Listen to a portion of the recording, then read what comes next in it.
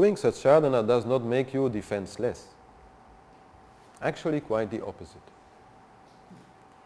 Actually quite the opposite, and I've been quite surprised by that. There's one good example, and that is Gandhiji. No?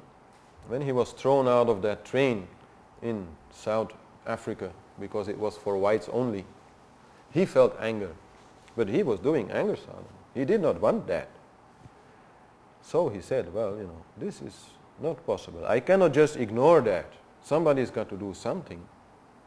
And he took two basic rules to deal with his anger, called satya and ahimsa. Truth and non-violence. Truth meaning he would not make any compromise.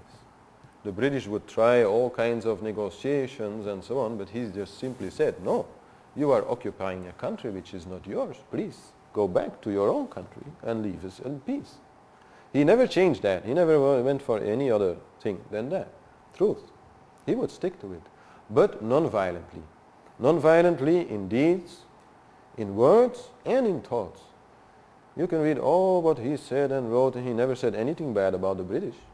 Only about what they were doing. But he never made it personal. He never said, they're, I'm not going to say the word, they're bad people. He never did that. So that is also how you can work with it. You are not defenseless, not at all. But you have to go for the truth.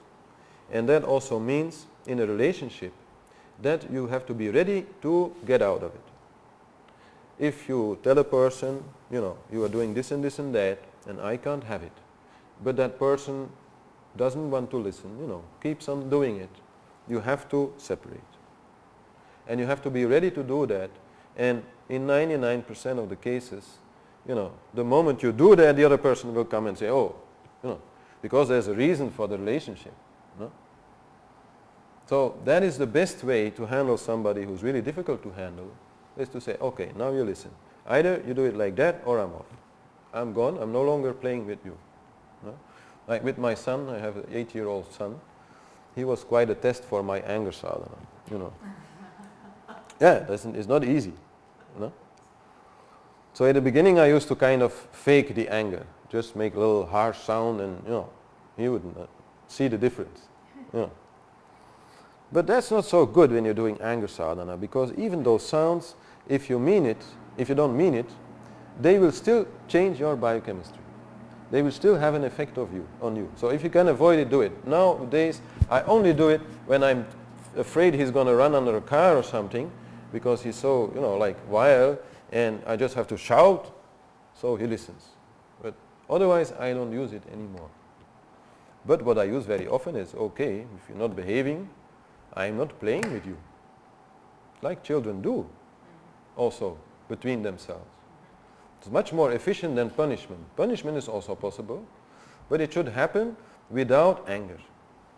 If punishment happens with anger, then the child will feel you are punishing him for your own satisfaction, to satisfy your anger.